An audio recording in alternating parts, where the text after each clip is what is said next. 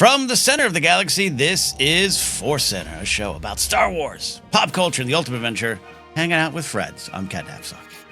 I'm Jenn Landa. I'm Joseph Scrimshaw. And I'm I Jenn realized, Landa. I didn't know who was talking when. It starts out perfectly. Just friends at a bar, talking over each other while the music plays. And as you can see down below, well, it's Alex and Mollie Damon of Star Wars Explained. Hello, friends. Welcome to the show. I kind of wish that we had also just tried to say who we were. Just Hello. a big smorgasbord of names. We are going to review, look back, dive in deep, wrap up Skeleton Crew Season 1. I'm saying Season 1 is a hopeful thing now, but it might be the series. We'll see. And we're going to have a lot of fun diving into that. We got some great questions to use as a tool to explore Season 1. But before we do that, as always, we want to remind you that today's podcast is brought to you by Audible. Get a free audiobook download and a 30-day free trial at audibletrial.com/ForceCenter. You know it. Say it with me. Over 180,000 titles to choose from for your iPhone, Android, Kindle, or MP3 player. We are recommending a book. Man, I really enjoyed this one. That's why we're recommending it. Joseph, I know it's close to your heart. Padawan by Kirsten White. Download your free audiobook today by going to audibletrial.com/ForceCenter. Again, that's audibletrial.com/ForceCenter for your free audiobook. Help the show out and get a book in the process. That's the Audible A. Joseph, we have an A announcement, I guess? Yes. Ask. We have an announcement. My first announcement is I'm totally off my game for the top of this podcast. So am I. I spoke over Jennifer, and now the thing that Ken has pitched me to advertise, I don't have written down in front of me. So at some point, we'll be doing a live stream. It's a Friday, right, Ken? You have No. the information in front of you. I don't know. You know what? I know why we're all a little discombobulated today. I know why we're recording on a Monday morning. I know what's going on in the world. Our Patreon exclusive private live stream will be January 29th, 10 a.m.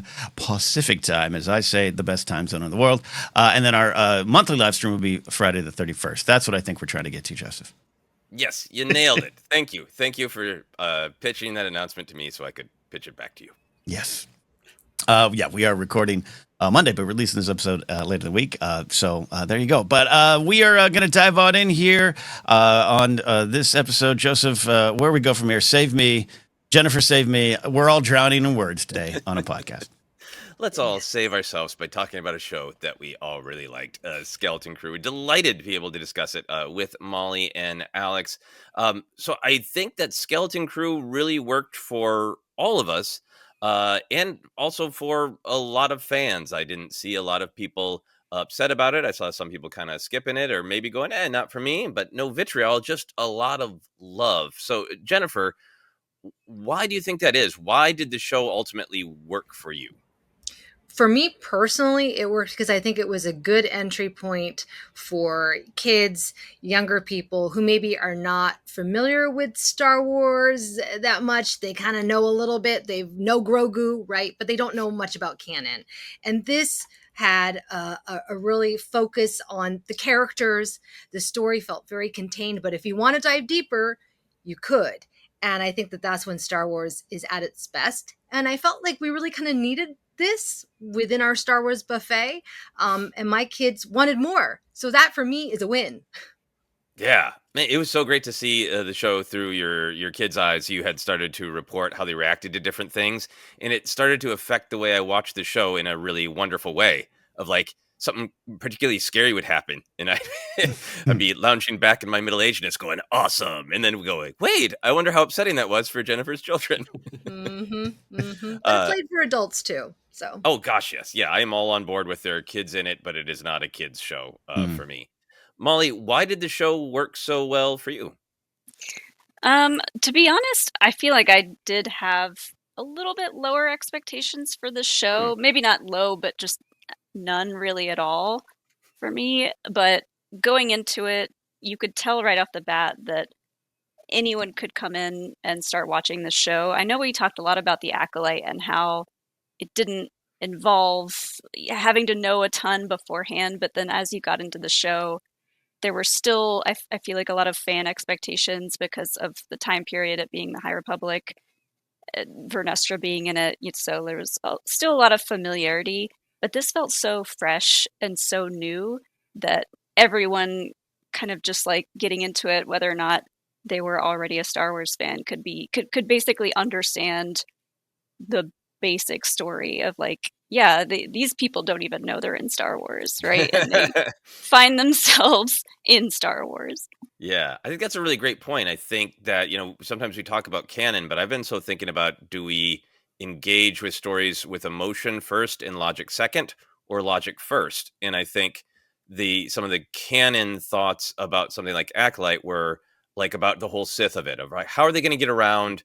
There's a dark sider, but how they're not supposed to know about the Sith. And I think, people had that reaction to the Mandalorian helmets and to everything with Obi-Wan Kenobi of like, but how is this line of dialogue going to line up if he meets Darth Vader?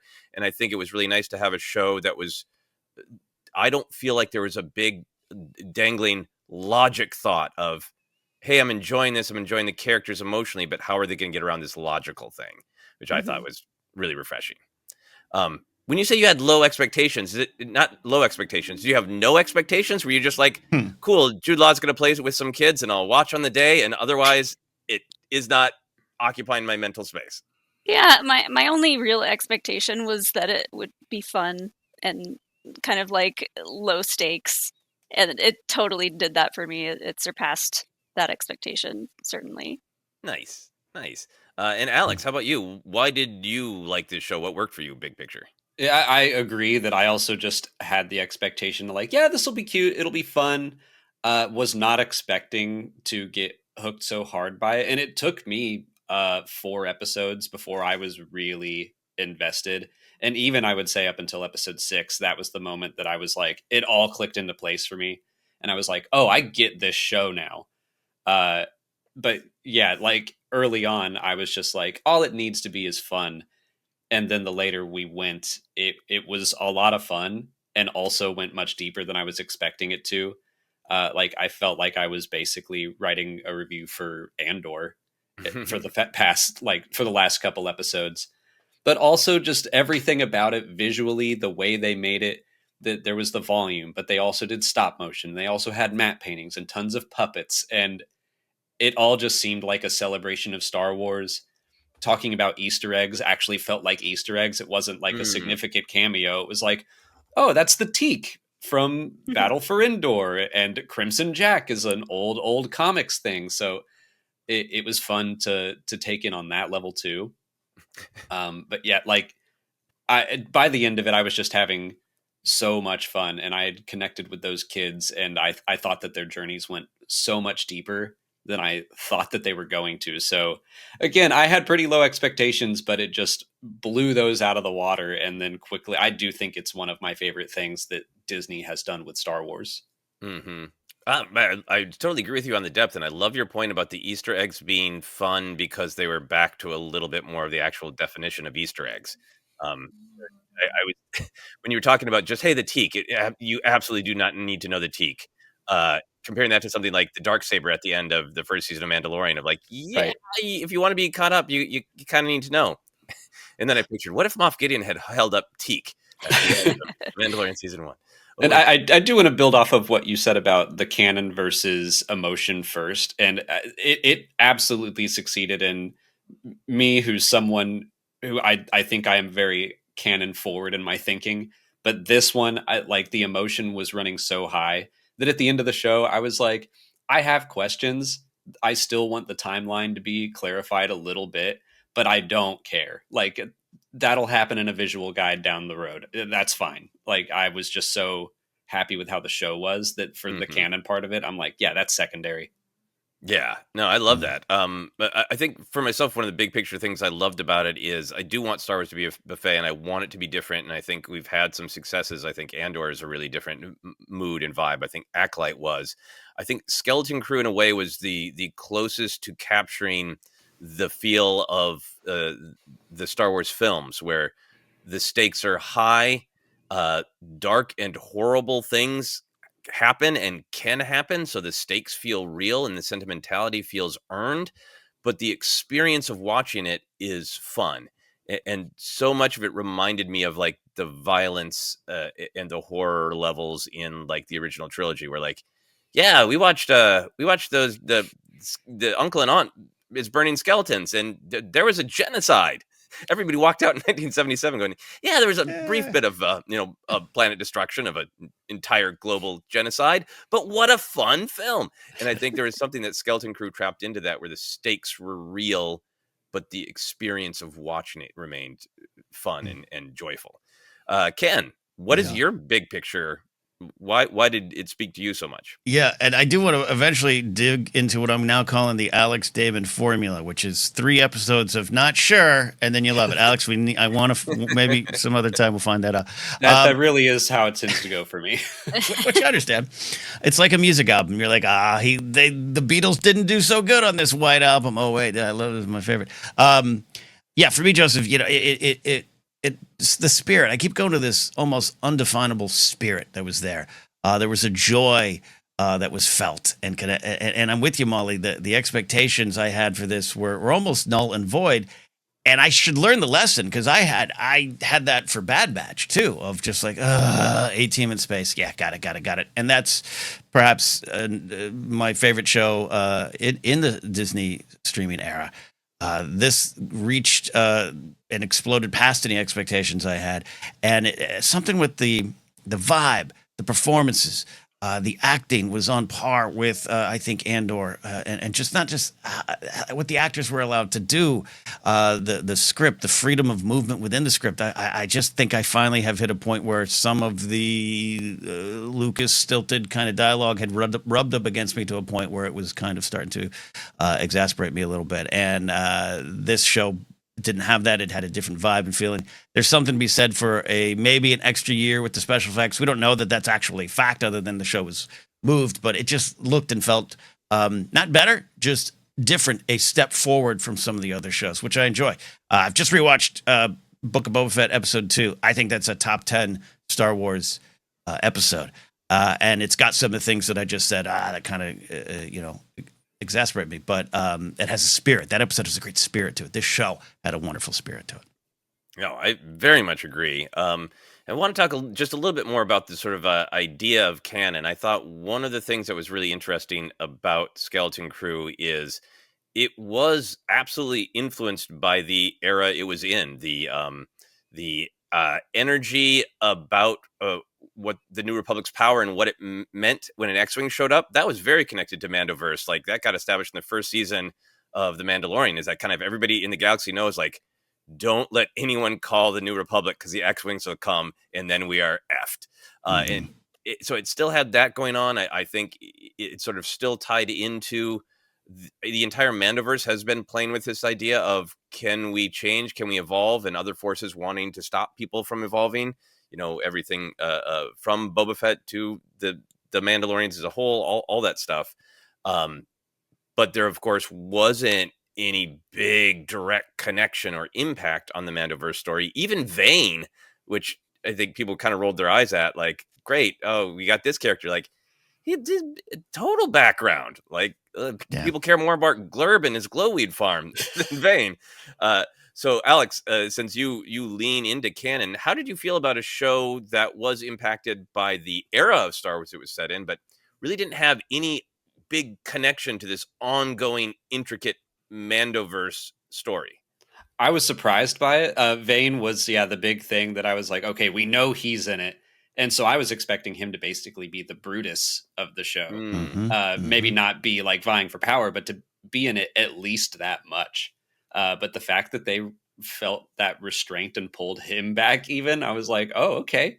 Like, I guess they want us to know when in the timeline this is. But I was totally fine with them not digging deep into things. And there were moments where Jod is taking the kids to meet a friend who knows a bunch about history, but might stab us in the back. And I was like, is Dr. Afra about to be in this? And like, nope, just cool owl lady.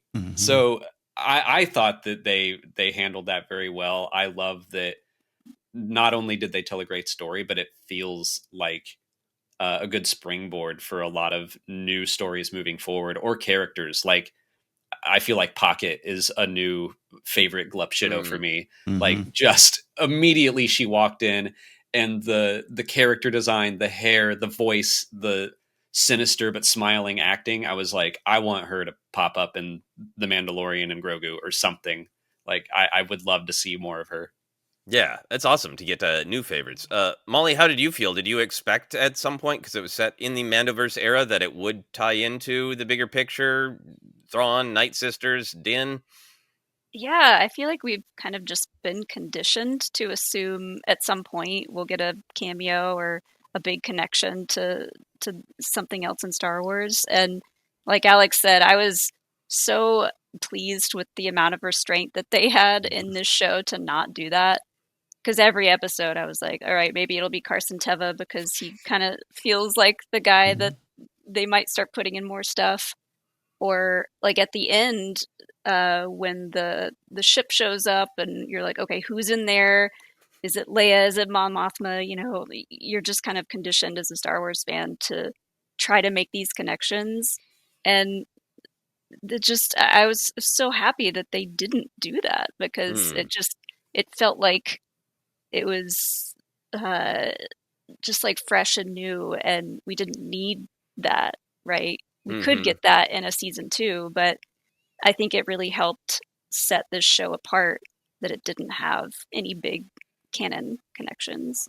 Yeah, I don't have a huge problem with anything they've done in the Mandoverse, and I don't. I know a lot of people are like, well, Star Wars is broken; it can't function without setting up a question of who's going to show up and then giving you the dopamine hit of it's somebody that you know.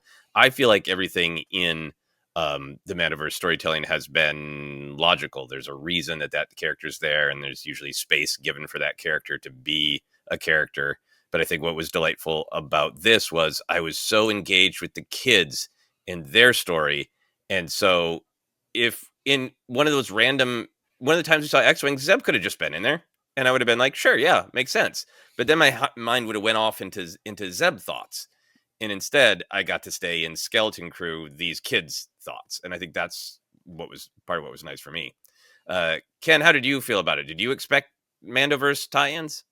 Absolutely. I mean, the vein of it all is when he flew off in that episode and Gorian Shar dies, we were literally like, there he goes to star in a spinoff. Like, and I love how they used him. It's a weird thing for me because I'm someone who's sometimes on the side of defending the connections, interested in the connections. I was really hoping that, all right, is Farah, is that Mon Mothma's daughter? Because it might be. Like, I love following that stuff. And by the way, breaking news, I'm convinced that I've been saying it was Leia that shows up at the end. It's Sandiv Sella, Corsella's dad. That's mark it down right there. And he takes the money and it goes to the resistance later on. But I was Molly said the word restraint, and in a way, I don't even know if they needed to be restrained. It just seems it wasn't part of what they were going to do from the beginning. And it worked for me in a way I wasn't expecting. I do like it when X-Wing pilots show up and I go, oh, is that Tali Lintra's mom? Like, I love it. Didn't get it. And I felt rewarded for that in a weird way. Like, personally, just like it was fun each week to not worry about that. Yeah, I guess if it were a Filoni show and there were no big cameos and connections, then I would say that's restraint. Yes, that's fair. Yeah.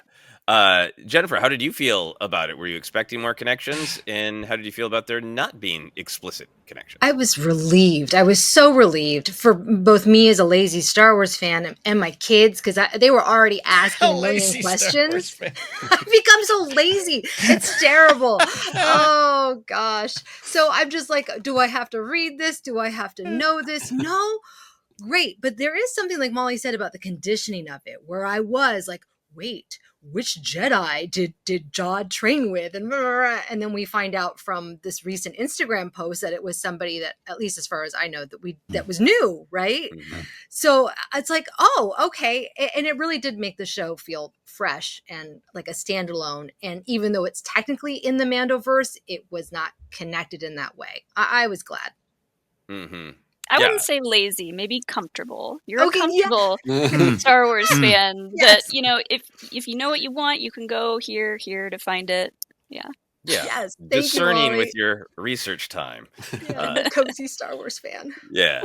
The whole Vane spinoff thing is so funny because it did feel like at some point, is he gonna go like, this crew's even worse than the time I was with Gorian Shard? I'm like Nothing. He had more lines and screen time in his 2 episodes of The Mandalorian than he did in all of Skeleton Crew. Mhm. It's amazing. Mhm. Absolutely amazing. Mm. So I think, and I think we all agree that there are a lot of big ideas in Skeleton Crew. Ken, what sort of idea resonated the most with you, and why? The big thing about choices, and everyone, it's a big thing for us here in Star Wars land, where we talk about choices and destiny leading to them. But there was something about seeing it through the kids' eyes and their whole lives in front of them, and them learning how to make those choices, and then having it play out again with Jod, who maybe had some circumstances and situations placed upon him that took away some of his choices, and then he continued to double down on them, take all the wrong lessons. And I'm going to do a rewatch of this show right away, right? I'm going to put it on. And that moment early was episode 1 or 2 where Wim's seeing his reflection and just kind of saying, "You grow up." And like, man, I had that conversation still daily in the mirror. Like, I still have it. And that's why I keep saying this show that was not about kids, it had kids in it, really stripped away a lot of the complicated parts of our world or conversations about our lives and choices, and just kind of served it up on this mythic platter that allows you to kind of peel back your own life layers and reconnect with the inner kid in all of you, and the journey that's still out in front of you. It was rightly timed for my life. Yeah. Molly, what idea in Skeleton Crew resonated with you the most? I think for me, it was the idea of complacency. And like, I feel like getting into our late 30s, that's something that I fear will happen. And, it tends to happen. The older you get, the more comfortable you get. You don't want to change. Change gets harder and harder. So the idea that everyone on At-Atten was so complacent, and it was a huge twist for me that all the adults knew that this supervisor was a droid. Yeah. I was like, I was not expecting that at all. And I was like, they knew the whole time and they're just fine with it. Man, that blew my mind. So yeah, just seeing the kids come back and try to talk to their parents about, change and being willing to explore new ideas and new things. And there's a whole other galaxy out there. And yes, it's scary, but there's good stuff in it too. There's good people, even in the worst places. I really loved that message. I loved talking about the droid supervisor, the two of us, because both of us, everyone was like, who's the supervisor? Is it Tacrinid? Is it just a droid? Blah, blah, blah. And so, yeah, when all the parents were just like, yeah, it's a droid. Duh. We all work for a droid. And then we were like, we can't believe that these adults aren't more upset about this. And then the more I thought about it, I was like, well, we're on YouTube and we help make money for YouTube, which is owned by Google, who is like crapping out these AI search results that say that water doesn't freeze at 27 degrees. And I'm like, wait, should I be more upset? Like, I am upset about that, but like, it's kind of the same thing. Like, I think it was a good symbol of kind of corporate America and middle America working for them and just being like, it is the way it is. Mm-hmm. Yeah, and I love that there's so much world building in a couple lines that lets us, imagine and joke in such a beautiful way. I liked the combination of the revelation in the last episode that they all know it's droids, and that they tell their kids when they graduate, which is like this, like you graduate, here's a card, here's some credits, here's some money to start your life, and also you work for the man, and the man is a droid. It's such a like depressing, like instead of a gender reveal, a boss reveal. But it's so there's no fireworks about this. You work for a droid. It's just To think about the fact that they all find out about all this and what the great work is, like when they graduate, do you think that there's some kind of like Rumspringa for the people of At-Atten where you have an option to like not take this life? Like, what happens if you don't want to be a part of this? Yeah, are there people on the planet, like in the wilderness, like the no droid people who are like living off the land? Yeah, It'd be fun. That'd be a fun story. interesting to think about. Yeah, it's called Burning Lost. Man City, and They Be go to so great. at Akron. I think that's where they go. They're shipped Yeah. to Akron. And then they're like, You go to oh the war man, planet. it Yeah. sucks here. Work for a droid or fight a war. Yeah, really, really powerful. And I think a lot of these great ideas that you're talking about, Molly, of complacency, I really like that it wasn't just comfort that we saw through both Farah, but in particularly Wendell, that this is stressful. It's not like Wendell was just living this awesome, perfect, cozy life. His job was incredibly stressful and he had no time for his child. Like, Mm. yeah. And I loved that they added that line for Wendell in the end in the last episode about like, you don't think I wanted to go off and find a Jedi? Because that really like takes it home that Wendell has been struggling. Mm. He, we don't know what happened to his wife, to Wim's mom, but he's just been trying to make ends meet. And, that line was so important to remind us that, he's thought about this stuff. He's not just like a one-dimensional character. Mm-hmm. Yeah. You don't think I wanted to leave to Burning Man City with your mom? Yeah. Jennifer, what resonated most with you? Yeah, that Wendell doesn't have the luxury to be, living this adventure and whatnot. I liked about this series that anybody can be a hero, right? Which is a very Star Wars concept. But they also showed how you need support. You need to organize. You need a plan. Come together with a community to fight the bad people. I think that that's an important message. And I like that the kids didn't have any special powers. They were very much kids. They had fear. They were scared. They were going up against these really scary adults and pirates and acid and whatnot. But in the end, they found their strength and they survived and thrived. So that was a great message for me and for my kids. Yeah, and the working together you kept pointing out, which was throughout our discussions, which was fantastic. Yeah, we see the kids like try to make these plans and butt heads throughout the whole season, and then the finale, everything clicks into place. They create a plan and they execute the plan without arguing. Yeah, it was really fun to see. I love how Neil's just like, I got it. I'll go get a distraction. And everybody's like, cool. Have fun with that, Neil. Like, there's no like, don't go. What are you doing? How did you know there was a giant gun on the roof of the school? Yeah, I wonder if he told them or not. Later on, yeah. I mean, that's definitely like, one of the Return of the King sort of endings that I think some people wanted more of an extended ending, and that's the one that I would have liked. Is like, let's talk about that gun, Neil. What's going on? How'd you know? Yeah, I so agree that so many ideas to resonate with, but one of the threads that really spoke to me is I think a sort of justice for the Jedi, if not necessarily in the Star Wars galaxy. I think in the Star Wars galaxy, but also justice for the idea of Jedi in our own world and the power of stories. I really liked Wim's whole arc that is tied to being a dreamer and then realizing what is reality versus what is fantasy. But within that, the great touching scene of Jod saying, your imagination is your power, make your life the one you want to live. All that stuff to me drove home what Wim got out of those stories, those Jedi stories, is a desire for adventure, but also specifically a desire to be brave and a desire to help people.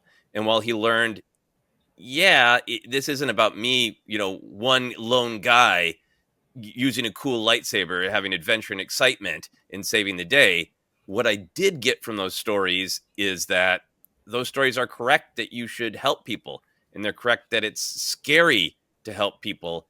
And my love of those stories is helping me stand up. I think one of the best things about the entire show is that if Wim knew in episode 1 pirates were going to attack your city and you had to help save everybody, I think he would have regarded it as this cool fantasy where he would find a lightsaber and he would cut all the pirates' heads off and everyone would cheer for him.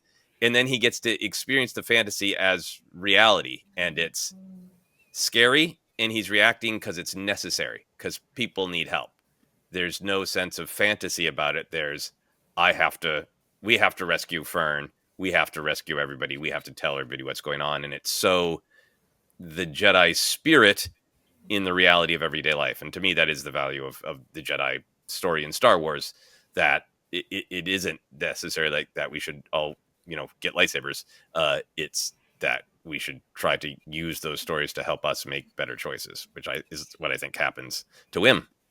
Yeah, the storybook, Alex went in and early on like translated all the pages, and that was really interesting to see what it said, because it talked about the Jedi going into this temple and the temple going underground and like having a very safe place, and that kind of reminded everyone of the people of At-Aten. But then it also said, but they would come out and help people, if it was needed of them. And it was like, that part is what At-Aten chose to not hear. Right. Wow. Yeah, that's amazing to think how old that storybook might be, and it's still working and all glowy. So we all talked a little bit about the big idea of the show of not only the kids becoming adults, but the adults becoming adults again. The metaphor of the barrier is something that keeps you safe, but can also restrict you. The metaphor of the barrier as the passage between being an adult and a child.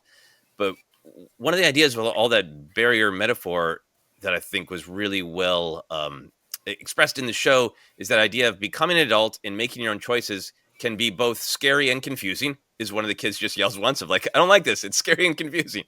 So being able to make your own choices can be scary and confusing, or it can be rewarding and exhilarating, like the final shot of the show, I think, where Wim is looking up and going, I can be whatever I want to be. And in that moment, it's hopeful instead of scary and confusing. So Alex, my question is, when you first became an adult, was it more scary and confusing, or was it more freeing and rewarding to have the power of choice?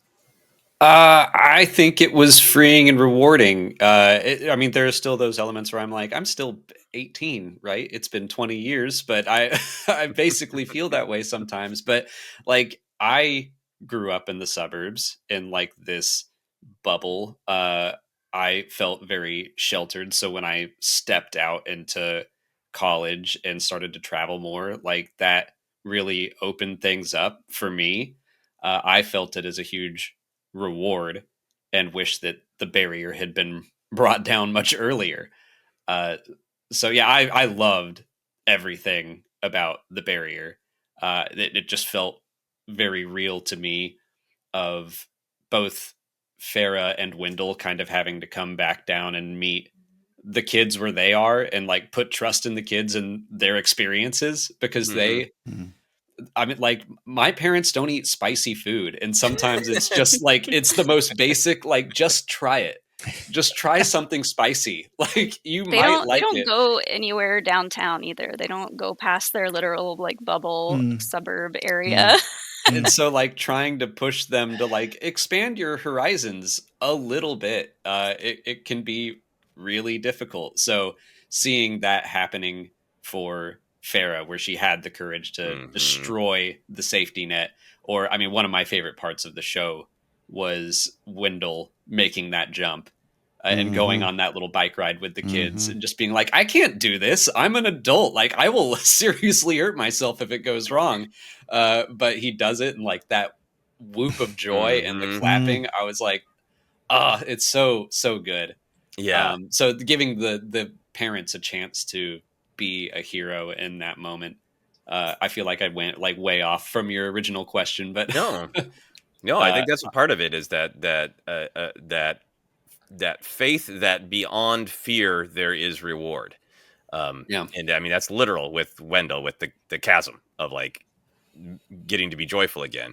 I love what you're saying about your parents, and I think that's what so many moments in Skeleton Crew are resonate, because they work in the scope of an epic space fantasy story.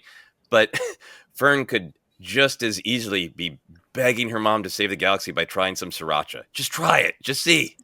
Oh, when we like for my birthday, I was right before we went to London, and we were like, let's go like take them to have some Indian food downtown. And it was like, that was such a journey to like get them to go downtown Atlanta.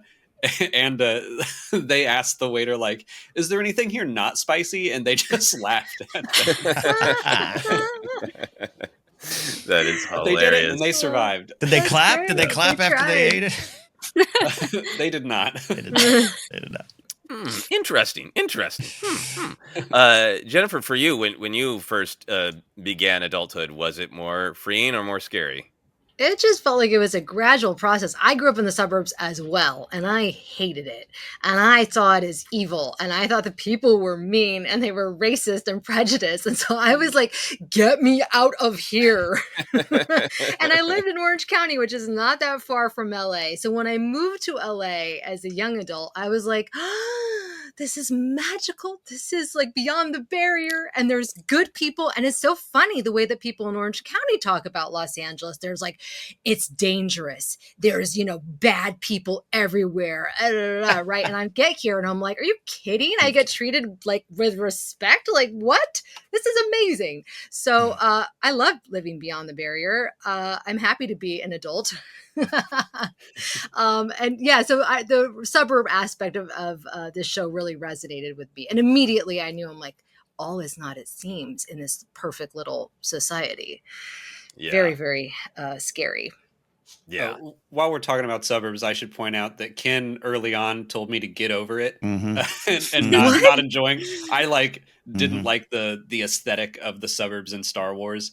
But by the end, I would it didn't even cross my mind in that last episode with the pirates attacking and everything. Yeah. Not a thought in my head about the aesthetic. You probably wanted to save I'm fully them. on board. Yeah. Yeah. So I'm fully on board with it now. It belongs in Star Wars. Glad it's here. Yeah. And it would have bothered me if they hadn't made some of our real life baggage and wrestling with the suburbs part of the story. Otherwise, it really would have just been like so direct. It's so directly ET. It's like ET with rounded corners. On the buildings, that the fact that it was about anxieties about what does suburban life mean, or at least what did it mean when it first started, I think made it really powerful. And the frog dog was beautiful. Ken, I think you and I have had some similar barrier experiences growing up. So what was it like when you took your first steps into adulthood? Did you feel more like, breath of fresh air? Or was it more like, I have to do all this myself, it's scary and confusing?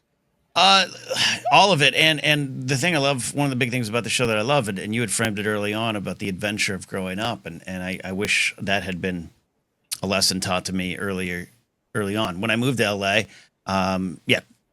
love the suburbs. I love the suburbs? Parking. It's available and it's usually cheaper. Come to Burbank. Yeah. You can park here. But man, there's just, I remember 1998, I go to the grocery store for the first time. And I'm literally Devonshire and Reseda, Vaughn's. I remember it. I was in an aisle and I was like, wait, I could put Thousand Island dressing on my ham sandwich. No one gets to tell me no. And I did it. And I was like, this is great. But then the immediate fear of trying to survive and no one told you how to get your career going. Like, I didn't know what to do. Like and you can become your own suburb. You can become your own barrier. Because of fear, and instead of looking at it as an adventure that goes up and down, and right now, again, I'm not getting too personal, but like I'm pretty scared right now about my immediate future, and that's okay, You're gonna find the good people, and you're gonna find the way forward, and there's a freedom in that, and this show kind of reminded me of that stuff too. But yeah, love the suburbs. Didn't experience this. I grew up. Jen and I determined we actually might have gone to the same church and grew up in the same area. Different experience, clearly. Different experience, and Jen, I'm with you. This barrierless Southern California, the parts of it that are wonderful. Yeah, no, I'm with you. I feel like the one of the ideas in the show that I like is that all things when you have freedom of choice, it's always going to be a mix of Wendell's woo-hoo, yes, and his absolute exhaustion of I can't speak to you, son. I need to get work done. Like that's being an adult. That you're going to encounter the drudgery, and in particular, you're going to encounter the fear, and you're going to go through this journey that the kids went on. Send in an email or deciding to go on a vacation to a new place, or I did amazing, wonderful trip to Norway with my family, and my brother-in-law and my niece are big hikers, and I was like, I'm going to sit at the base of hills and read a book and wave at them. And I was having a good time. And they're like, come on, just climb this hill. And like, I'm worried about my knees. I'm worried about falling down. I'm worried about, like, I got a tiny bladder. Can I urinate halfway up a mountain in Norway? Will I be arrested? Like that. All fear, right? And then it's just like, I got to go for it. And it was amazing. Like we all go through those things in different levels constantly. When I first moved out, there were a lot of barriers, and I wanted out, and I wanted my freedom. When I first moved out, I spent like the entire weekend partying, and it was like great, amazing. And then I had like that first, like, it's Sunday night, and Monday I have to go to work alone in my apartment, and my family had always had pets, and we lived in a house. There was always all sorts of noise, and I remember turning off the light and just being in total silence in a small apartment, and having that moment of the fear coming back of like, what have I done? Where are my animals? Where are my family that I was desperate to escape? And like, I had that one night of fear. And then I woke up the next day and was like, this is great. Back to freedom. I just think that for me, that's always been a lesson of like, fear will always be there. And it's a matter of pushing past it to get to your woohoo Wendell moments. Mollie, I was afraid that Ken and I would get too depressing about our barrier-filled childhoods, so I wanted to ask you last to pick us back up. What was it like for you to step into adulthood for the first time? More scary or more freeing? It's similar, I think, to your stories. It was a little bit of both. I feel like I was living in a very emotionally chaotic household, so when I was able to leave that, it was like very freeing, and just like the quiet was so nice, both just like literally and figuratively. But like you said, Joseph, so the first like 6 months that I lived on my own in my apartment, I was supposed to have a roommate with me for that whole year. And for the first 6 months, she wasn't ready to move in yet. And we didn't know that until I had already moved in. So I was alone for the first 6 months, thinking that I would be there with my best friend. And so I had a lot of nights where it was like very quiet. I didn't have any pets yet. Like, I was just like, what do I do? I have no one to comfort or take care of, and it's just me. And I think that's when I honestly started getting more into expanding my horizons as far as watching movies goes. Like, I started just like buying DVDs and watching movies all the time because I needed to fill that void.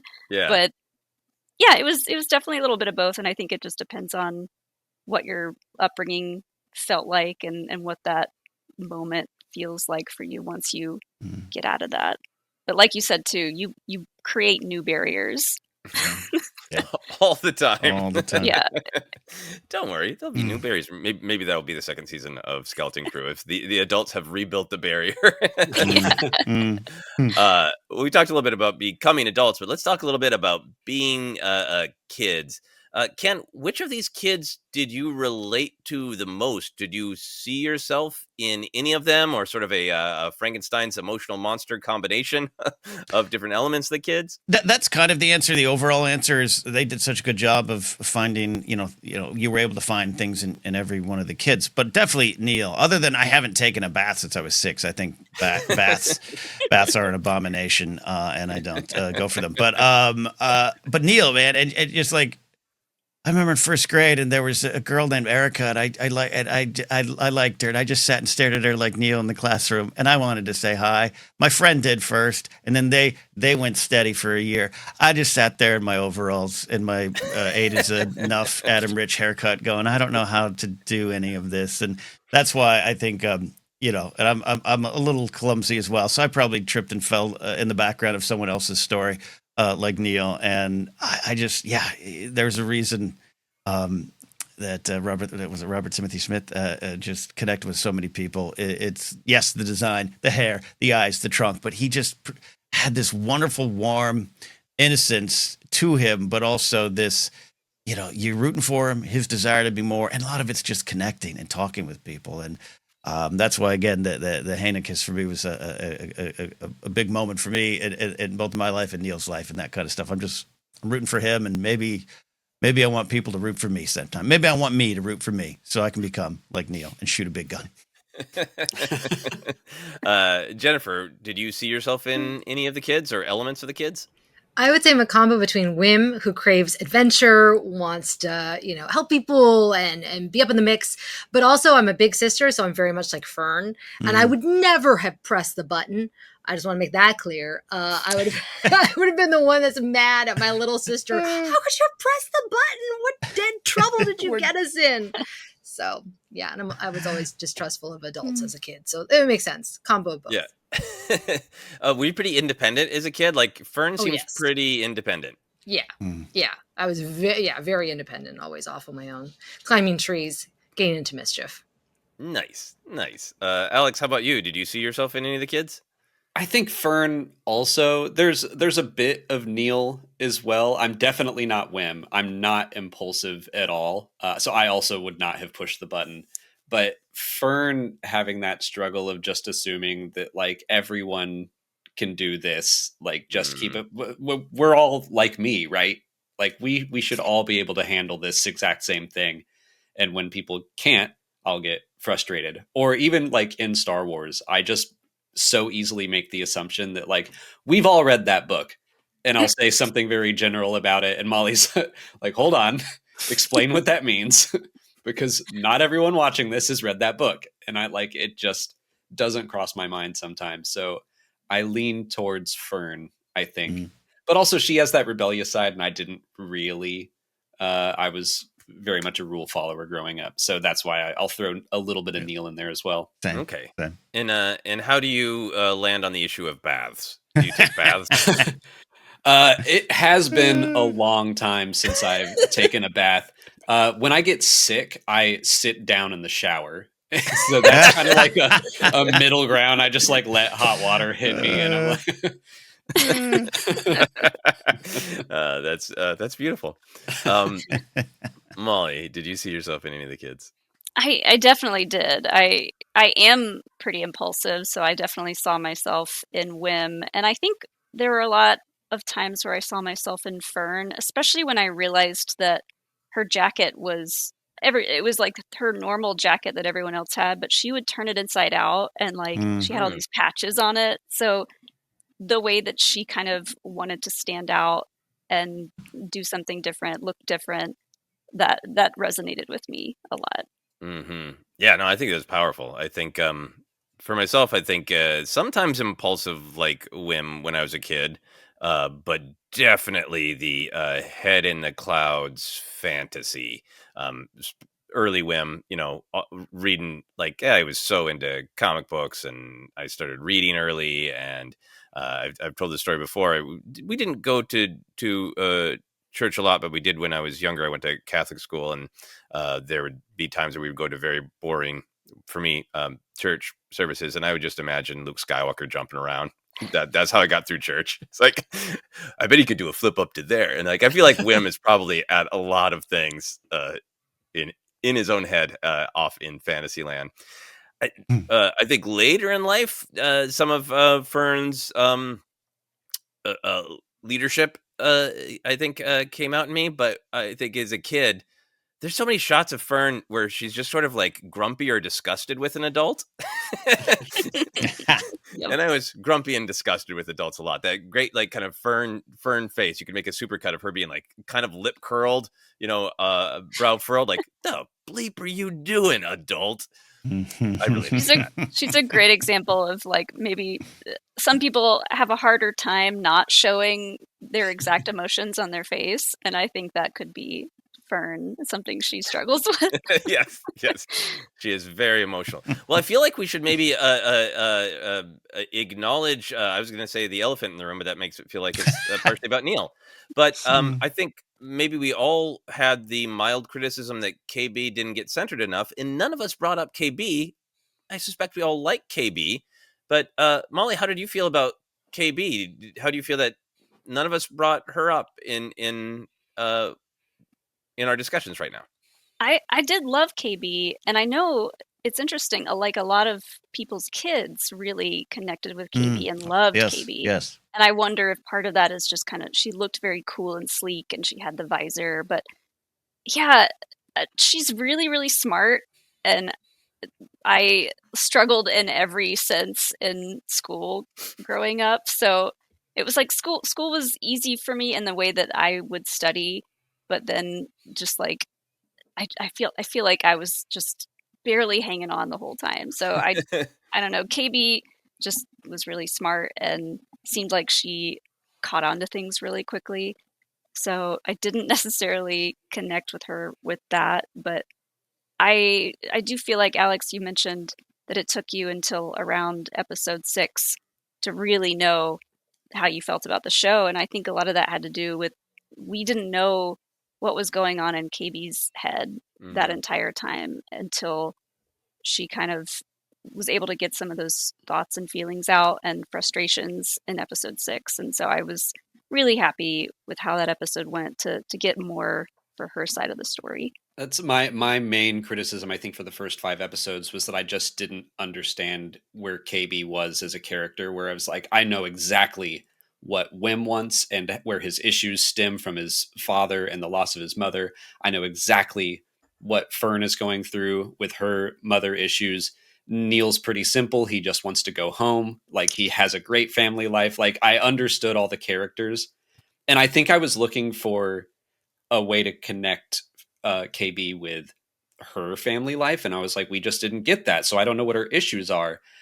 Now, when she just laid it out on the table, I was like, oh, okay. Like, you can look back at moments between her and Fern where KB gives Fern a little look, and they're pushing against each other, and I was like, I was just looking at the wrong place. I do think that they set up her character well, but also her issues. Like, she doesn't want to talk about her issues because she's afraid of losing her friends. Mhm. So Mhm. it makes sense why she was keeping it close to her chest that whole time. But that scene is one of my favorites of the whole Mhm. series. Her and Wim, and I the way that I would say I relate to KB the most is when she is saying that, like, if I'm honest about how I feel, I might be back to zero friends. And growing up, I had friends, but like, it wasn't until high school that I had a really solid group of friends. And I definitely had those thoughts of like, do they really like me? Do they just tolerate me? Like, what, I got to be careful so I don't lose this group. Like that. So that uh, resonates with me with KB. But Yeah. otherwise, yeah, I just like, I felt more strongly. I see myself more strongly in a character like Fern or Neil.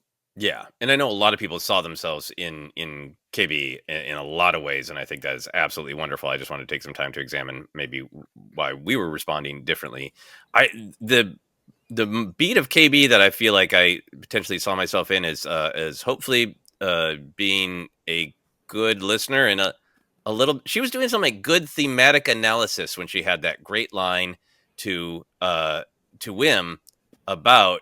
I bet you thought saving a life would be more exciting, Hmm. and calling him Jedi.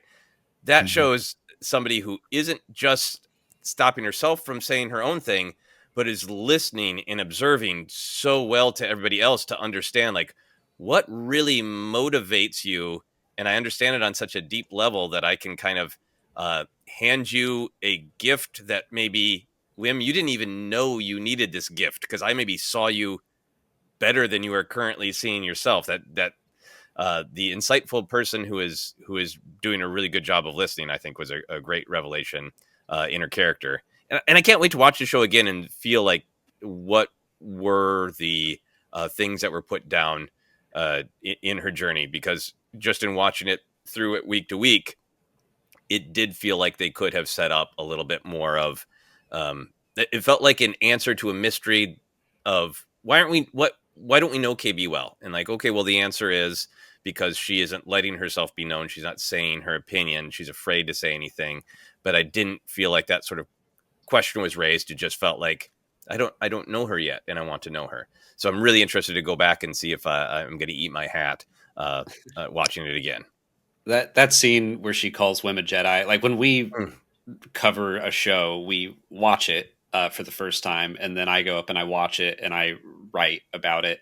And then I have to go through it again and like pull images out and stuff. So like the first night I watch it like 3 times, and that whole night I was like on the verge of tears just because of all the like, that's stupid. You can just be friends with me and Neil, and her smile at that, and then calling him a Jedi, and then their big hug and the reunion, and like the rest of that episode, I was just like, they're doing it. They're becoming best friends. Like I couldn't. It was so hard to do all that one night. Yeah. And that image of her collapsed is really powerful. Jennifer, how do you feel about KB? Do you see yourself in her at all? I love KB. My 9-year-old felt really empowered by KB. From the moment that she saw her on screen, she loved the design, first of all. But then she loved that KB was the one that everyone could go to for like the calculations. And now my daughter has started kind of copying her. I don't think intentionally, but she'll be like, well, according to my calculations, blah, blah, blah. And I love that. I love that because you don't really get that very often. Usually it's like the adults that have the calculations. But I think what she was tapping into was, because she was, the first thing she asked me, she's like, is she a cyborg?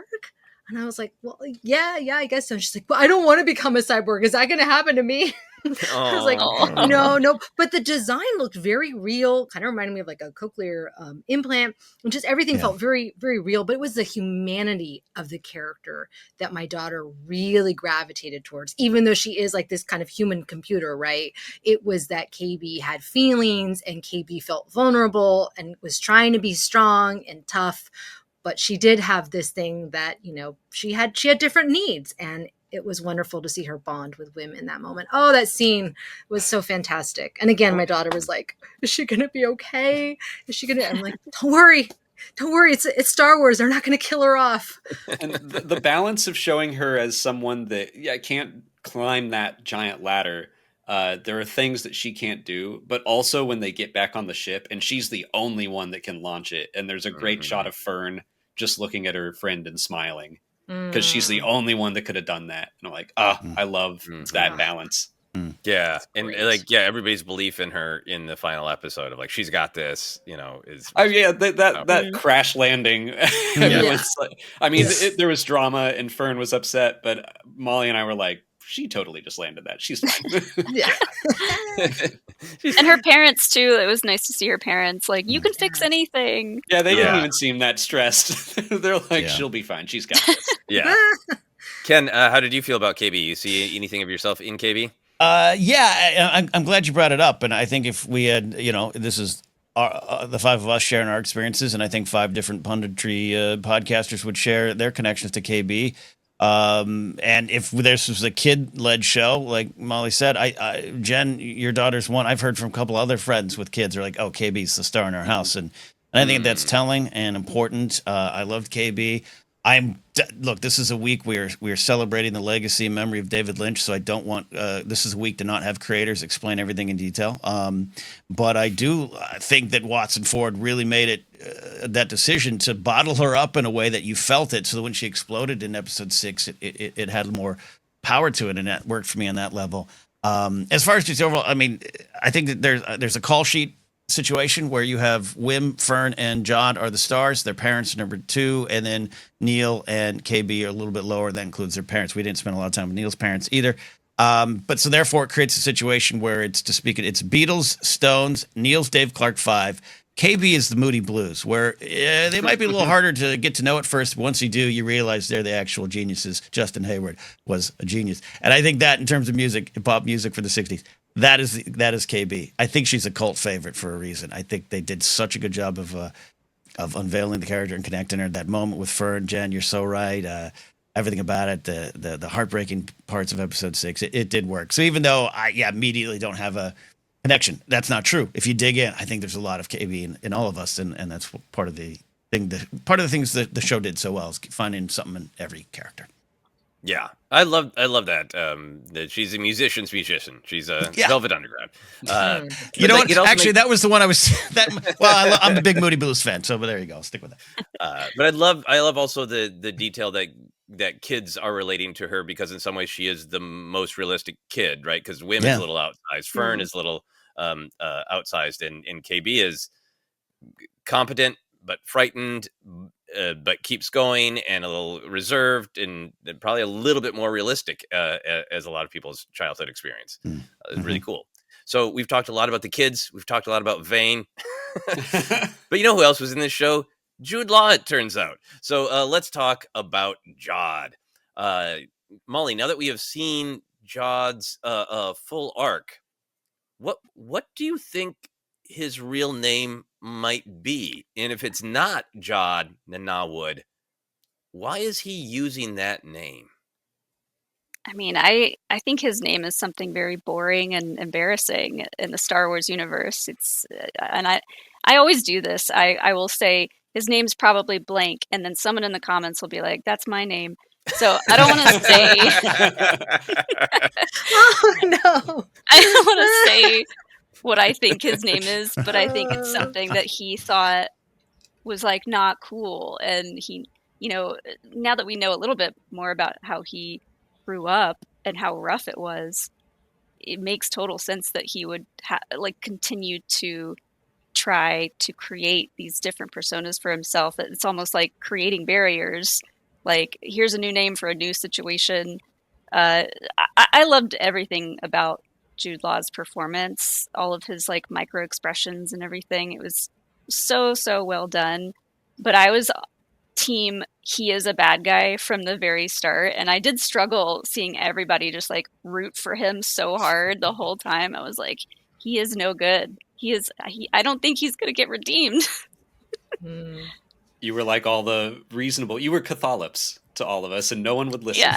Well, I was like, I feel like a lot of people didn't struggle with trusting adults growing up, and it shows. Like a lot of the people that were just like, Jod's the best, and he's gonna pull it out in the end. And I was like, I don't know. And that says more about my baggage, but yeah.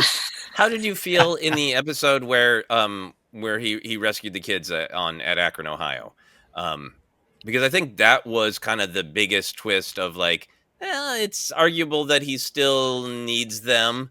But it's also, I don't remember the actual details if there's a real logical reason why he couldn't have just taken 33 in the ship. If 33 would push back. But how did you feel about that as his sort of like, that was his big moment that I think a lot of people may go like, well, even if he makes some bad choices, he's not all bad. Yeah. I saw that moment as kind of like, the audience didn't see what exactly went down. And, we were speculating wildly back when we were covering that episode of like, what if he mind tricked these people, we don't know what happened. So I kind of thought he may have killed them just on screen. Yeah, he could have killed them, but I kind of assumed that the way that played out just happened to work in his favor to make him look better to the kids. And that moment where he like goes in for the hug and kind of like pulls the kids in, and they're like, oh yeah, let's all hug, but they're kind of uneasy about it first. Yeah, it was that scene was really interesting and definitely a turning point for him. Yeah. And you were yelling, don't trust him, don't trust him. I was like, I don't know, guys. He's still just kind of out for himself and his own needs, and he needs these kids, so he had to do something to get back to them. It's one of my favorite shots because it looks entirely like a Muppet shot, just the way it's framed. He's so much taller than all of them in that hug moment. It's so like the end of the Christmas Carol kind of thing. Great stuff. Alex, how do you feel about Jod's arc and his name and all of his fake names as a way into figuring out who is this guy really? I do think it's interesting that he's got Jod and Jodwick on his list of names. So I'm like, maybe there's something to Jod, like that could be something real or related to it. I was kind of expecting to learn his real name by the end, but I figured that would come with a redemption. Like he wants someone, the whim, like right as that elevator door is closing, my name is X, but like that would only come after he did something actually heroic. So I didn't trust Jod in episode 4, but that's because in my head I was like, it's too early for him to fully be a good guy. And I absolutely the whole time was like, yeah, he's a pirate, but he's kind of fun. He's going to learn to love the kids. He will help them out.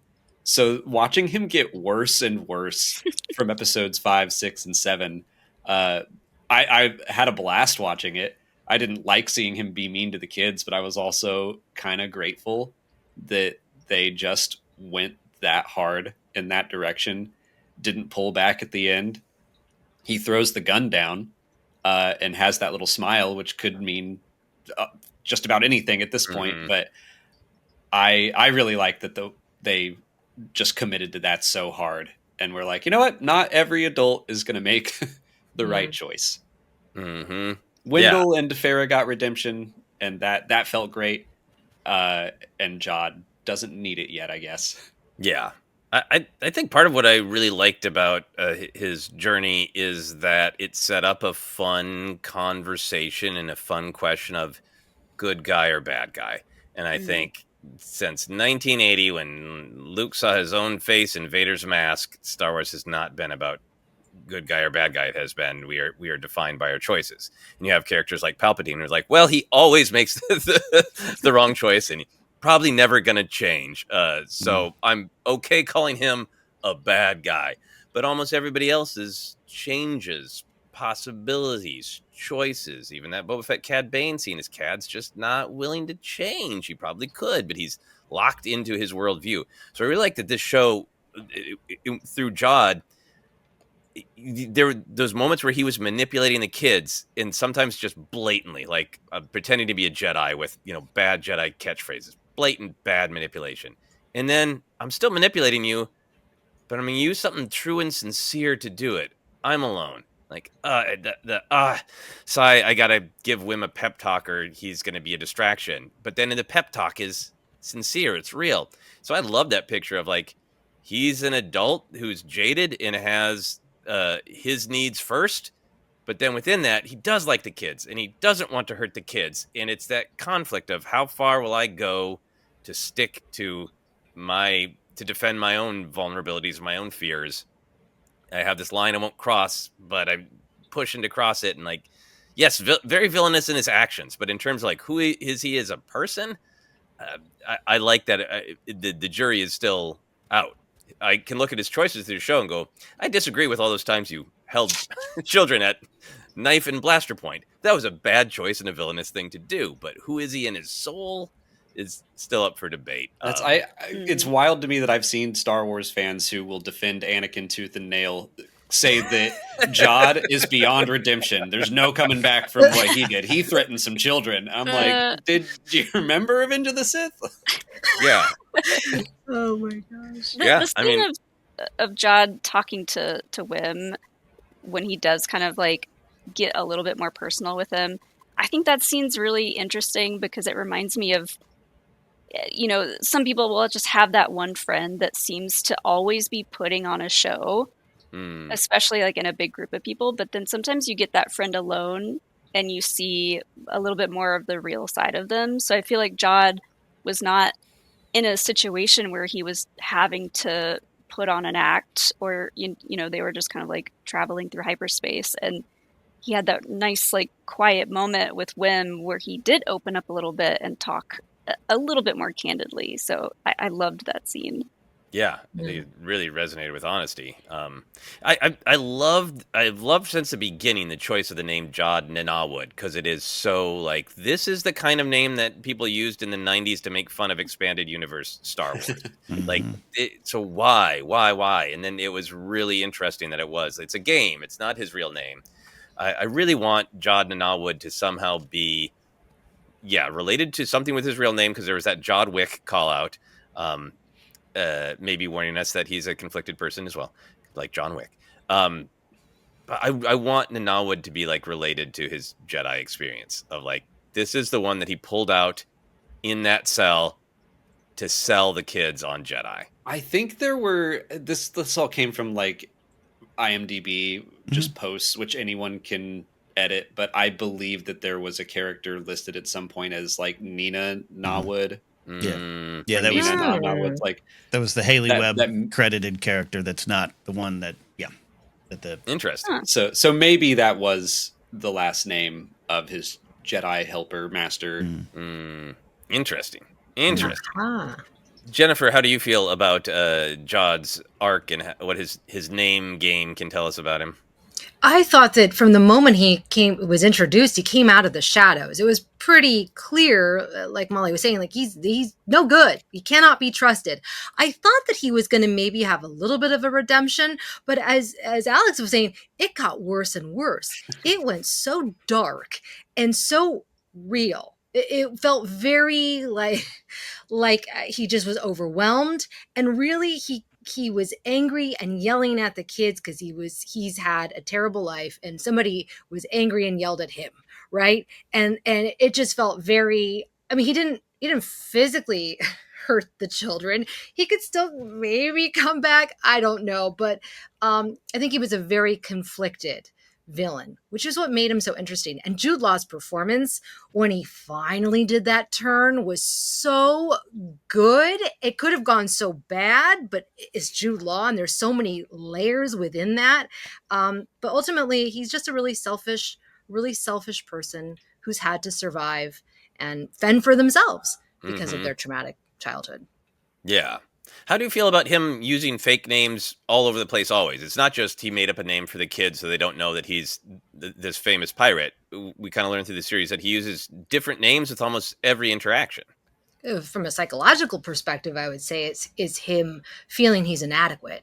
He's not enough. It's not just for survival, obviously, to put on these different characters, but he literally has to present himself as an emissary, obviously for nefarious reasons, that he's more important than he actually is, right?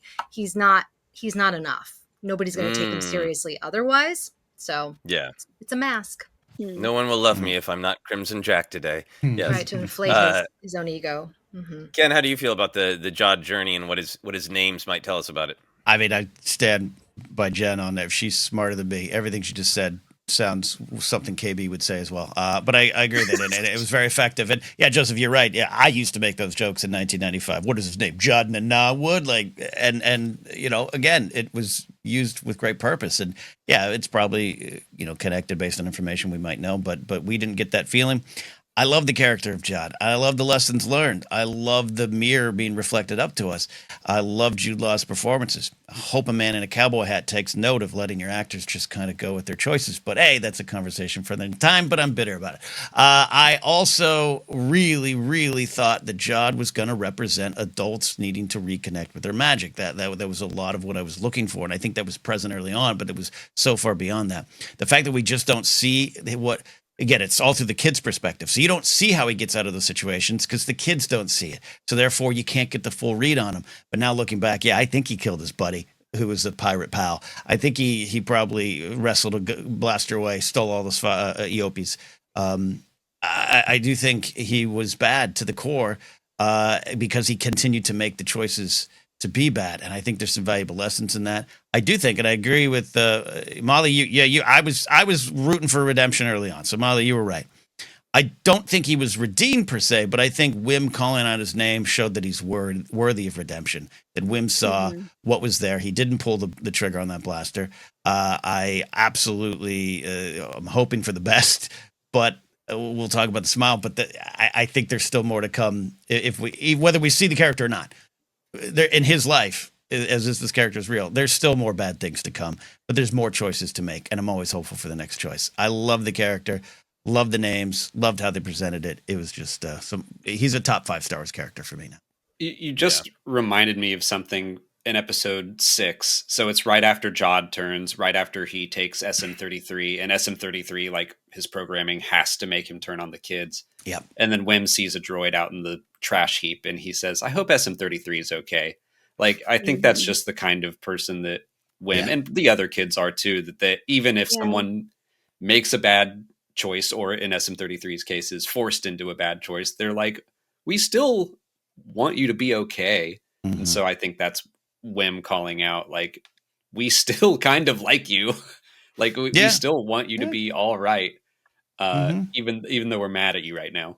The connection was real. Like Joseph said, the connection was real. I do believe Jodwick, Jonathan Jamonkinson, whatever his name is, I do think he gave a part of himself up because he saw it in those kids, even when, like, I think you're absolutely right, Joseph, of like, well, I better deal with this kid or it's going to be a problem for me later. So I better head it off the past now. But then he gives parts of himself up. And I think that's what they felt. And that was pretty powerful. I think Jod's words are ringing through Wim's head in the Mm-hmm. final shot of the show when he's looking up at those X-wings, no barrier, Mm-hmm. make your life the one you want to live. He can be anything now. He can imagine anything, and it's not scary. It's hopeful, and that was partially a gift from Jod. Mm-hmm.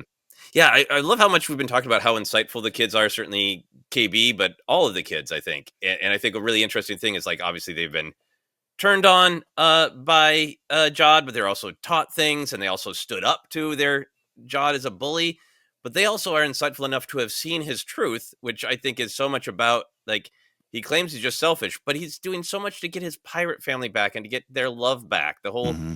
The whole show starts with him losing his family because he Mm-hmm. didn't get the treasure, and he is brutal and selfish and out for himself. But the way he got on the ship is by saying, "I'm like you, I'm alone."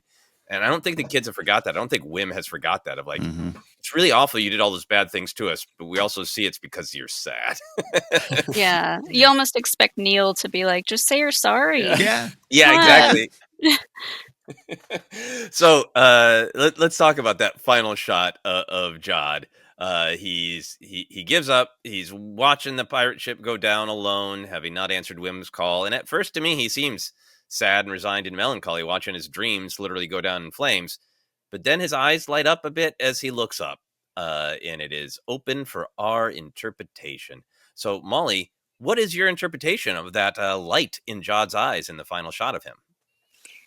I think there's probably a lot going through his mind in that moment, but my initial thought for that moment was that he is realizing that he keeps saying these things to the kids, especially to Wim, that like no one's coming to help you. And that is like because of his experiences in life, that's just ingrained into his mind. And I think he has seen by that point enough times where, yeah, I think people will come to help. And he sees that happening with the X-Wings coming in and with the parents, you know, sticking up for their kids. And like, he's just realizing like, okay, maybe I was wrong about some of this. Maybe, you know, there are good people out there and maybe I need to change my ways a little bit. But at the same time, I kind of also was thinking maybe he's looking out and seeing the pirate ship go down. Yes, he cared about his pirate family, but we also know that as soon as one of them started acting like Brutus and, you know, started saying that they were gonna kill them, that he would just shoot them in the head. So we don't really know how much loyalty was there. So part of me was like, maybe he's seeing all of this go down and thinking, here's a fresh start. He's already thinking of a new name, right? He's thinking of a way out. He's like, where do I go next? Who am I next? I don't have to worry about these pirates anymore. I just got to find a way off this planet, you know? Mm-hmm. So I love your point. Yeah, I like that there's, you know, it's kind of an either or a little bit of both. Mm-hmm. It's so important that I think he desperately wants to be loved, and he's good at making people feel included and seen, but he's not willing to do the work to love back. Because in Yeah. his great speech with Hunger, you know, with getting everybody on his side, you know, the glowweed farm is funny, but like he uses Glurb's name in Glurb's dream, and he knows Glurb well enough to perform caring. Mhm. But when Glurb just blows up, there's the comedy beat of Jod going, send another one. There's no Yeah. pour one out for his glowweed farm. So it is telling that Jod, I think, deeply wants to be loved, but isn't willing to do the work to love the pirates back. Yeah, I think he craves loyalty. He Mm. craves love, but I think it's more about like, I want people to count on me and I want to be the one to provide. Well, it's funny. I was looking through old Clone Wars fortune cookies, and one of them is it's either to trust is to love, or to love is to trust. But either way, it works. And I'm like, yeah, I agree. When Jod says, "Oh, the crew loves me," I think he believes that. He's wrong, but like, no one can love you, Jod, because no one can trust you. So I just like stumbled across that fortune cookie. I was like, oh my god, it's perfect. That's great. Jennifer, how do you feel about that final shot? What do you think is going? What's lighting up Jod's eyes? Yeah, I think it was this moment of, well, I'll be damned. The good people won, right? It's all these years of believing the worst. Maybe sometimes it can work out for kids, and then like Molly's saying, it's that moment of, oh, I can figure a way out. All right, fresh start, new name. What, like you're saying, is exactly it. And that's what's just so amazing in that moment. I'd love to clock it and see how long it was. The fact that we could have a whole discussion on Absolutely those good. looks, right? Absolutely. It's good. so short. Incredible. It's so short. So It's short. the tiniest hint of a smile. Mhm. Hmm. Just Yeah. like, whew, Yeah. give him Like, an Emmy for that. Come on, please. that's just real human, instinctual, almost animal level thing. Like, all of it is, it's barely a smile. It's light behind his eyes. And the fact that we can see that and sense that and know that there's a mountain of emotion and thought behind that is, yeah, it's I was amazing. telling Molly, I don't think I could smile that little if I tried. Like, I don't think I can recreate that. Just Mhm. how did he do that? Mhm. It does feel Mhm. like the camera cut away just before we Mm. might have seen an even bigger smile, or Yeah. kind of like Yeah. a start of a smile, and then realization kicks in that he's probably going to go to jail or something. Yeah. Mm. Yeah. Alex, did you say what you feel like the eyes were lighting up for? I basically agree. I kind of think that it is related to the kids somehow, whether or not it's like maybe they were right, or maybe he's just like those kids, they did it, even though it means I'm losing. Like, I'm kind of low key proud of them. But I also really like the idea that, yeah, he just thought of his new favorite name, and that that's what that Is smile means. when he is entertaining Wim's story about like the crystal and the Oh mountains yeah, or whatever, I love that part because I think he knew Wim was just making this up, but he is such a storyteller at heart. He was like, I want to Mm. see where this goes. I want to see what I've taught this kid, that part you is know? so good because so many times in like a kids versus the adult's the bad guy kind of movie, like Richie Rich or something, I don't know, uh, where the kids have to confront the adult, you're like, okay, well, that would never actually work in real life. But Mm, this, just like having Jod be kind of invested in Wim's story, but you can see that he's like, oh, that's quite a tale, but yeah. tell me more. Like, He everything wants he to be did. like, but you made this one mistake about the Jedi. You see, they're all Yeah, gone. You know, yeah. he wants to He wants to actually Wim. he wants to give notes. Yeah, I mean, I think he Mhm. would wants to, like, he would like to coach him and go like, "Hey, you know how you begin a story? Shouting one word. Shout your theme statement. Yeah. Start, Yeah. salvation. How? We've all want salvation." Uh, he's a good storyteller. Ken, what do you Man. feel like has lightened Jod's eyes up in his last shot? It's one of my favorite moments in Star Wars. It's truly a Star Wars Rorschach test, and it is amazing. When I was putting together Why We Love Star Wars, you're looking at like the eyes of Leia on Crate. It's like 1.2 seconds. Luke on Tatooine looking up at the binary sunset. It's like 4 or 5 seconds. Like, it's crazy when you break these things down. And I think this is one of the great ones. And it's about what you see in it yourself. And you're all saying things I agree with. I absolutely think there is this fire in his belly, and there's some new freedom. I got the freedom of writing this story all over again for myself. I really do believe, though, there's a lot of again, it's what you take into this moment as a viewer, and for me, being a mentor to a lot of people in a couple different industries, but like there's been a lot of times when I've been like, look, don't be in digital media. Don't do this. It's going to lead you nowhere. Don't you see we're all alone? And then that person comes back and goes, yeah, I just got promoted to vice president over at NBC Universal Digital. I bought a house, and I want to thank you for everything. And I just kind of have that smile of like, you got out. You did it. You did it. I'm going to go on another day, and I'm going to find a new pirate ship to try to take over. But you did it. And I absolutely think it reads, for me, pride. Jen, you're talking about, no one's going to save you. And then someone did. He's warm for a second. He doesn't believe it for himself, but he's warm in his heart for them. And that really resonates with me in almost too real of a way. So I love the moment.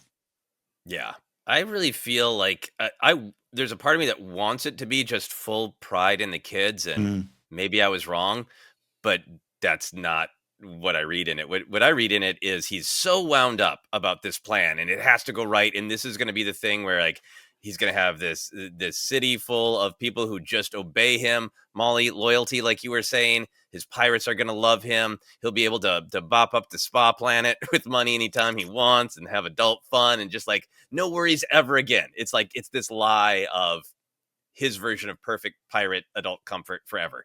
And he's wound so tight trying to get it. And at first, it's like the ship's going down and his dreams are going down. And then it feels to me like an idea occurs to him. And like, I think there is some inspiration from the kids of like, I did not think that these kids could pull this off. This is amazing. But to me, there's something as light. It's like he's not taking the lesson from that of like, the kids pulled this off because they were right philosophically. It feels more like if that little bleep whim pulled this off, I got a new idea of what I could pull off to get out of this. I got a next move. I got another move. So to me, I think it resonates as a kind of hope, but also a kind of like old Jod, what's his name, ain't done yet. So as we start to wrap up here, I want to look forward to all the discussions of season 2. We got a question from one of our patrons, Jennifer Dorset, who says, as Skeleton Crew winds down and we start to look forward, knowing that a season 2 would look different, read children, could there instead be a spinoff starring Jod Nanawood? Would love to know your thoughts. Thanks again for what you do. And now I know the creators have said a couple times that they do have ideas for season 2 and that they would be honest about the kids aging, so we jump forward in time. But I'm really curious about what kind of sequel you both are interested in, Alex and Mollie. That Mollie, are you interested in seeing Skeleton Crew 2, where the kids team back up with Jod for some reason? Skeleton Crew where we just follow the kids and Jod's off in his own hell? Or do you want Skeleton Crew : Jod solo? Like, what do you want? I would love to see Jod and the kids team up again for whatever reason. Like I was picturing we jump ahead a few years and there's some issue, some problem that maybe is specific to Ad-Atten or specific to pirate lore in Star Wars, and it would lead to this kind of like, okay, we got to team back up again. We need the Onyx Cinder, we need SM-33, we need all the elements to make this happen. We need Jod, despite we don't know if we can trust him. You know, we can let SM-33 maybe keep him on a short leash and not get a hold of any lightsabers. But I would love to see them team back up and see what the kids are like when they're a little bit older and see what other lessons they can kind of like teach each other. And hopefully Jod, I expect Jod to still be very piratey in that, like, you don't know if you can really trust him, but like we've seen with Hondo, he kind of comes around and he, at his core, he kind of realizes the right thing to do. But, and so like, I want to see that for Jod. Yeah, I'm with you. I would love some more Jod storytelling, but Skeleton Crew, like, I'm so invested in the relationship between these kids and this adult, and that these kids got to see this flawed adult who could make better choices. So I would love some story where things are a little rough on Ad-Atten because it's a hard transition, and the kids have had their different lives, and they're, grown up and getting grown up, and there's some problem on Ad-Atten that needs solving, and they volunteer to fix it, and they know Jod's got some part of the puzzle that can help them. I would love a setup like that of like, can we have to confront a couple years older Jod and ask for his help, and we know he's full of crap, and we know he can't manipulate us this way, so we're just going to put the screws to him to be honest and good. And like, we know we don't trust you, but we need this bit of information from you.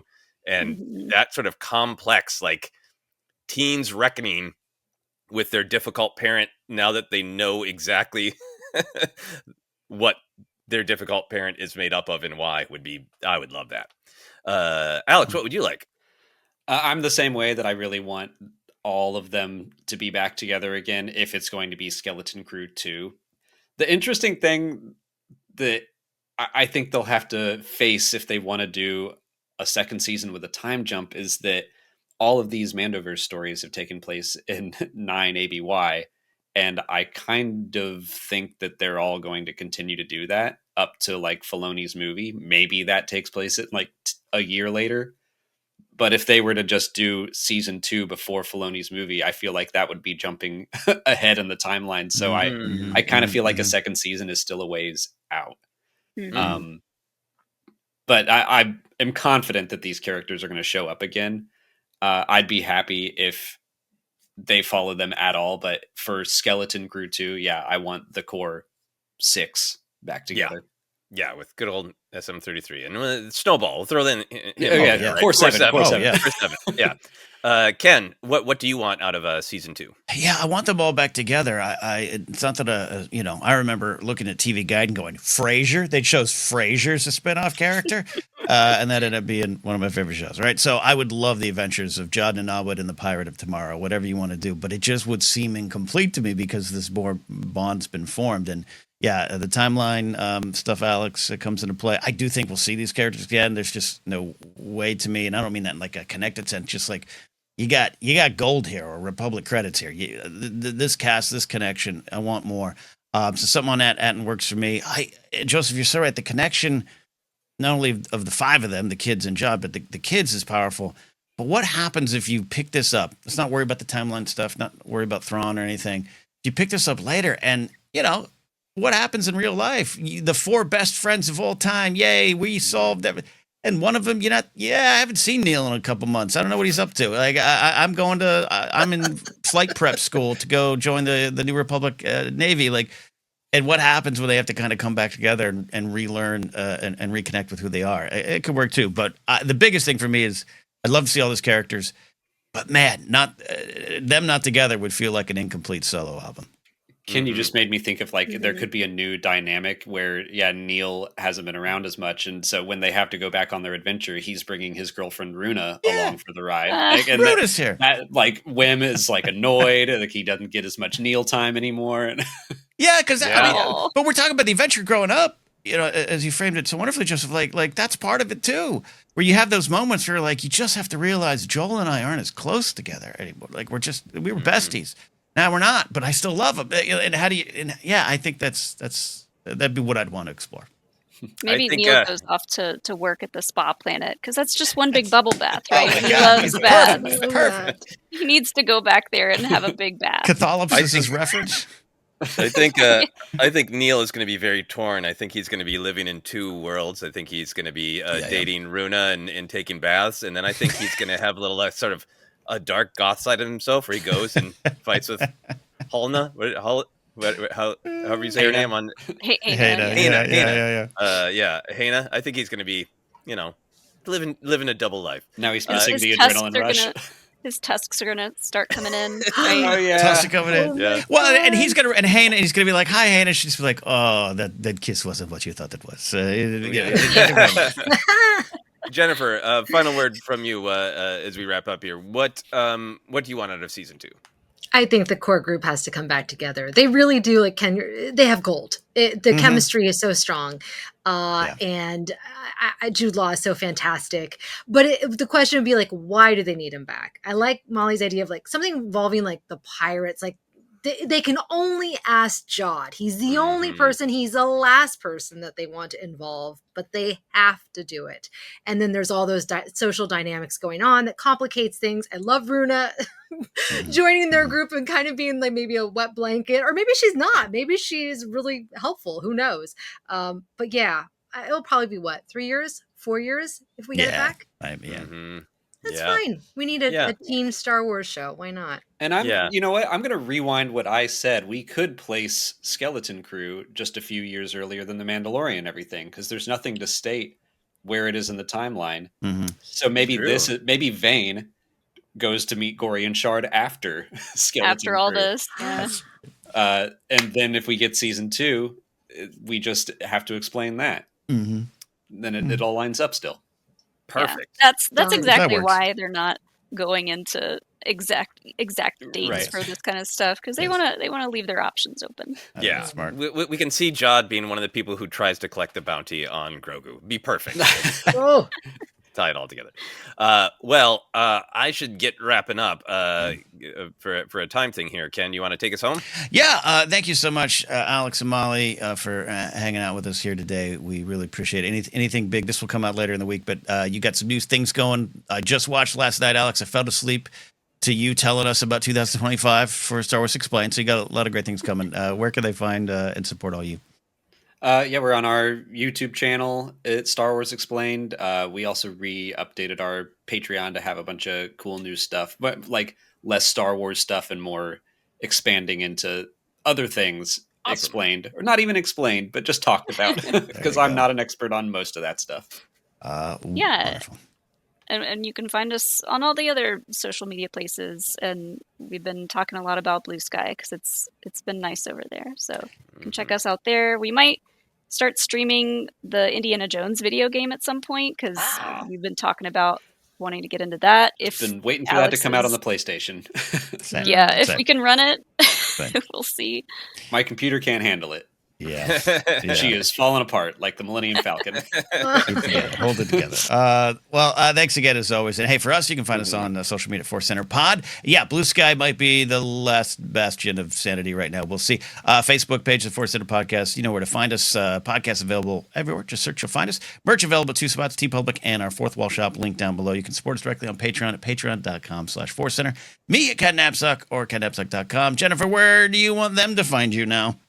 It's shrinking. It's like going down to 1. Right now it's Blue Sky at Jennifer Landa, and sometimes Instagram at Jennifer Landa for my Furby content. There you go. Furbies. Joseph, take us home there. Yes, you can find me on Blue Sky and check out my website, josephscrimshaw.com, for all of the other things I'm up to. This is a difficult and challenging time, and I look for the pinpricks of light, and Skeleton Crew has been that, and discussing it with you both, Alex and Mollie. Huge pinprick of light. So thank you both. This has been absolutely wonderful. That is our look back at season 1 of Skeleton.